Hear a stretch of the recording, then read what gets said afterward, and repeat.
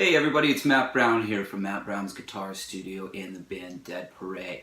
So I'm starting up a new series of guitar technique lessons here on YouTube where I'll just be teaching about, the physical elements of playing guitar, some of the do's and don'ts, the best way to build up speed and control with pretty much every area of guitar technique. So if you guys have suggestions or questions, just fire away in the comments section.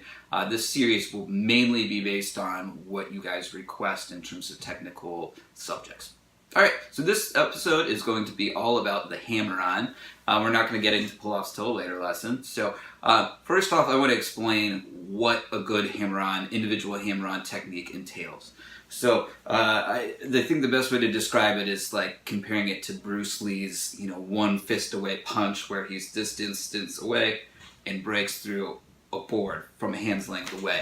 It's kind of the same thing with a hammer-on. You want your hammering finger to be no more than ½ an inch above the string that you're hammering down to. So I take that even closer. I do no more than absolutely 1 centimeter. So that's the first thing is, don't start with your finger all the way up here because then you have a long way to come down. That's going to limit your control and speed. Alright. So, first things first, what you want to do is just practice a single hammer-on between the first and second frets, between the first and second fingers. And what you're shooting for is even volume with each note. And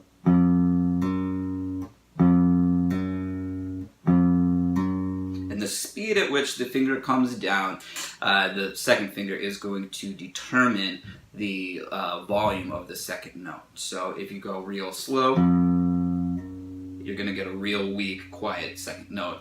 If you go too hard, you're going to get a too loud note. So matching the volume up is the first thing to do. Alright, now let me show you this exercise and how you want to practice it. So I'm going to throw in a metronome here, and I'm going to put this at about 70 beats per minute, real slow to start with. Actually, I'll do it faster, 80. It might be too slow. Okay, so here's the exercise.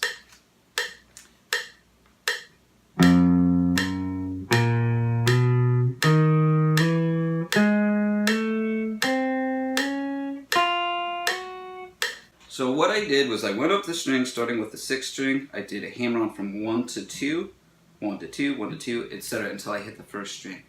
And what you probably noticed is that every note was being played to a click. The first note and the hammer-on note. Because you want to make sure that your hammer-ons are dead even and that you're not doing something like this.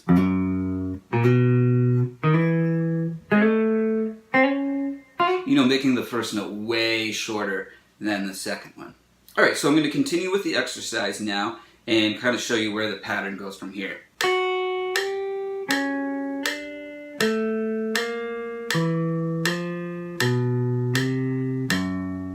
And now I'm going to shift up to the 3rd fret, go the opposite way.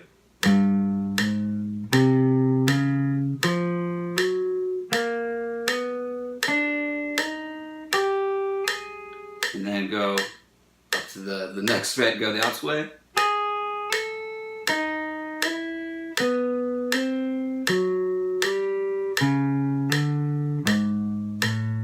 Alright, so you can continue this pattern as far as you want, and what I recommend is you keep going till the 12th fret or until your fingers start feeling pretty fatigued and that you need to stop.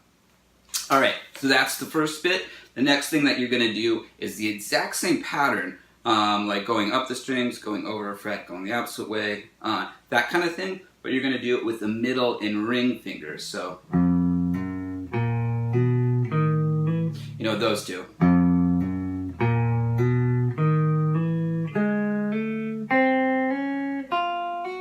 So I'll just kind of quickly buzz through this so you can see where this is going.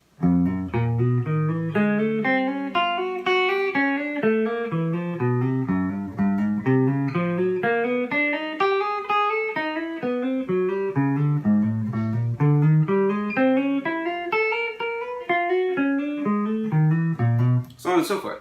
Next step would be to use the ring and pinky fingers only. And try to do them at the same tempo that you were doing the other fingers.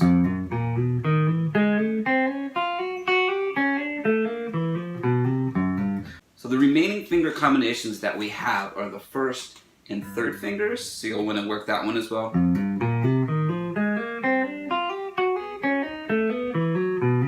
And it's going to sound like garbage, you know, it's an exercise. First and fourth fingers. And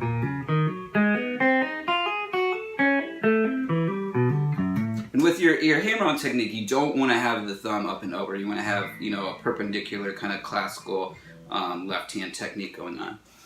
So the other finger combinations that we have would be 2 and 4 as the other one left. So as long as you hit all of those combinations, you'll be in really good shape. So I'll wrap this up by kind of demonstrating the exercise here at kind of a more quick tempo.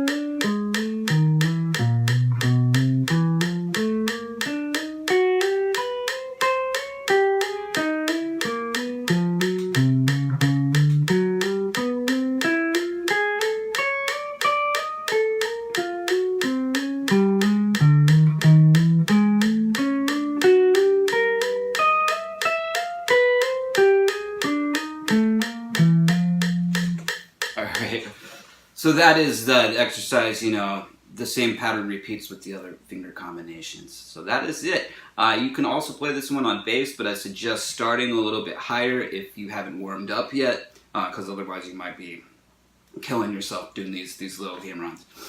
Alright, so Matt Brown from Matt Brown's Guitar Studio in Chicago in the band Dead Parade. Please send me your suggestions and questions about technique, and I will address them in upcoming videos. Alright, thanks a lot. Stick around.